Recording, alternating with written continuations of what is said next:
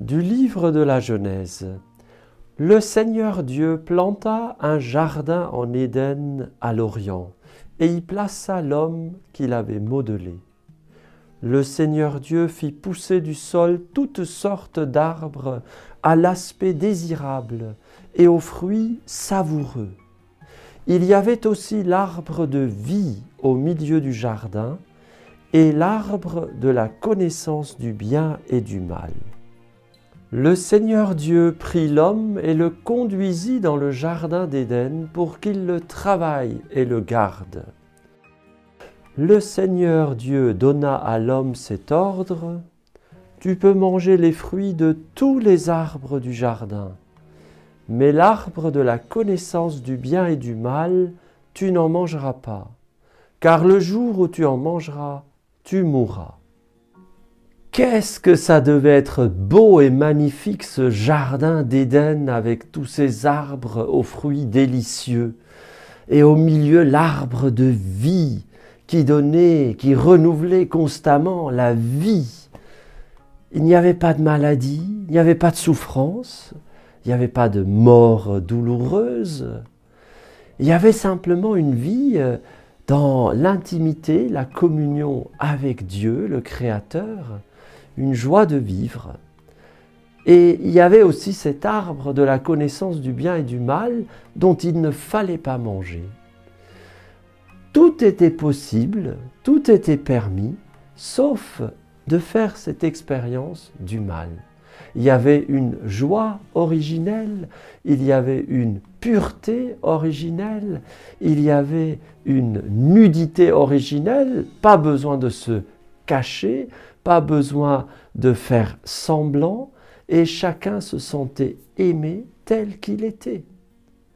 Et c'était le dessein de Dieu sur nous, que nous puissions grandir dans cet environnement protégé, dans cet environnement de bonheur, jusqu'à ensuite, le jour venu, passer de l'autre côté vers la vision béatifique. Ça aurait été une transition, un passage, une naissance, mais sans douleur, sans drame. Oui, nous aurions pu connaître une vie sans drame, sans douleur, sans souffrance, sans mort. N'oublions jamais que la souffrance, le drame, la mort douloureuse n'ont jamais fait partie de l'intention, du désir de Dieu sur l'être humain. Le Seigneur a créé un monde parfait. Le Seigneur a créé un monde, un jardin dans lequel l'être humain aurait pu grandir sans faire l'expérience du mal. Oui, nos premiers parents ont connu une simplicité originelle, une joie originelle. Ils ont connu une intimité, une familiarité au bon sens du terme originelle avec Dieu, une proximité. Ils ont connu un bonheur originel. Et l'intention de Dieu était que ce bonheur perdure pour toute leur descendance, jusqu'à nous. N'oublions pas cela.